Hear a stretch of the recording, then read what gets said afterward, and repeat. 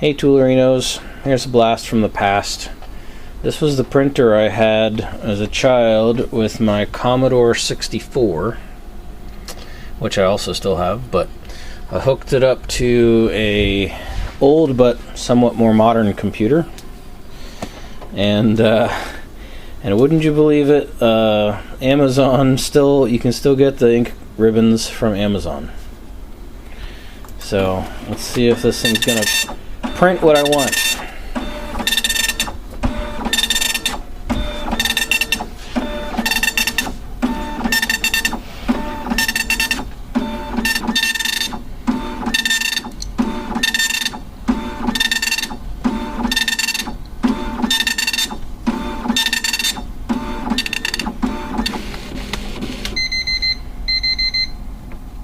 Huzzah! It worked.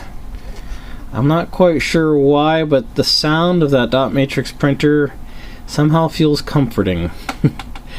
Go figure. Alright, time to make the bucket of shame. Sorry, Value Time Kitty. I'm gonna cover you up with a new label. Alright, there it is.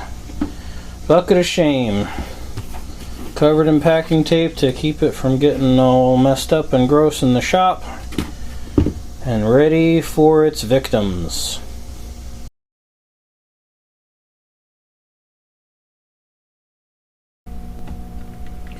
Alright, so first tool of a hopefully regular segment of videos I'll make, at least as often as I come across them, is a Toollusion. As you saw in the freeze frame, this is what I'm calling a Toollusion. Okay, it looks like a fine needle nose vice grip, but the fact that they gussy it up with these plastic handles probably suggests this is not quite as good a tool as you'd think. And my biggest complaint with these is just how sloppy they are. I mean, look at how far the jaws wiggle, and look at the condition. It looks like it was never used. Like, this is how it came new. Tiny little bit of dirt there, but they're still shiny in every way. I mean, it just looks like this is how they came new, and this is how they expected them to be. Pretty looking, but if you had to grip something and you put any twist on it whatsoever, the jaws would completely fail you, right? Compare that to a small pair of actual made in Nebraska vice grip, needle nose vice grips. You can push and pull and you get a slight little bit of movement, but otherwise they stay lined up. You know, I can push as hard as I want. It doesn't shift, you know. Now, Scout Crafter does the wiggle test on pliers and stuff. You know, this would pass the wiggle test. This is a piece of junk. I mean, look how sloppy it is. So this is not a functional tool, in my opinion. This is an illusion of a tool, therefore it is a Toollusion. Or maybe it's just a gimmick, but I don't know, a gimmick even seems like it should be functional. This is barely functional. So you guys let me know what you think about it in the comments, okay? Here we have an inexpensive screwdriver set. It was probably something that the kids bought at school for the Santa thing to give me or mommy. And, you know, for a kid giving a parent a gift, sure, it's cool. Have an extra set of screwdrivers in the house. And this has become mommy's set of screwdrivers, but I needed to borrow it the other day rather than have to go out to the shop. And I discovered something when I tried to use this screwdriver. See if you can tell what's wrong with it.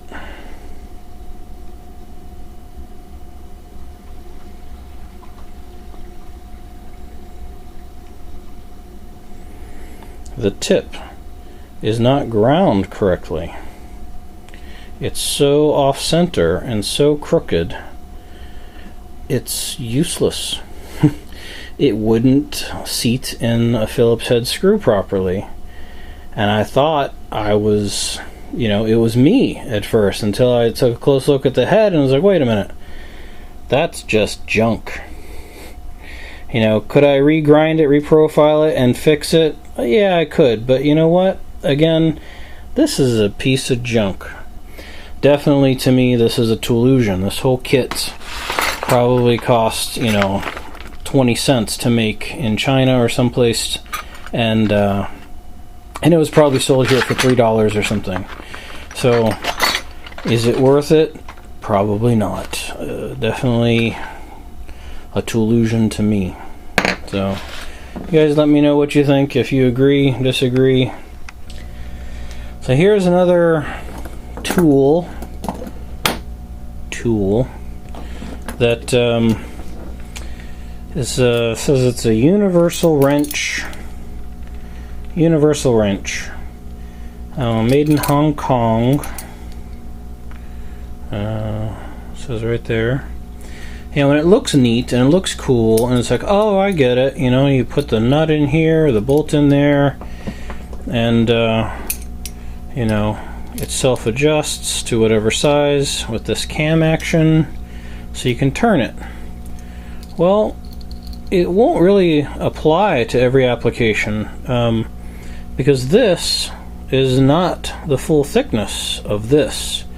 And if you have a shallow kind of bolt head, it doesn't even hit it. So if you've got a bolt or a nut up against, something like it would be if this were in a piece of equipment or something, I don't think it's as user-friendly as it's intended. And again, look how poorly made, how much wiggle room there is. And this one's just as thick. The small size is just as thick as the big, and yet smaller nuts and bolts and the heads on them are even thinner. So it seems very impractical. And it probably was a freebie or was included in some sort of something to help you assemble it. But it's just a super cheap, it feels cheap, it looks stamped, it doesn't even seem like it's hardened. I bet I could probably bend it. Let's see.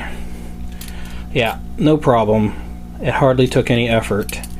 So is it a gimmick or is it a Toollusion? Did they sell this? I'm not sure. Or was it a giveaway? Either way, I have no use for that. It's not going in my toolbox.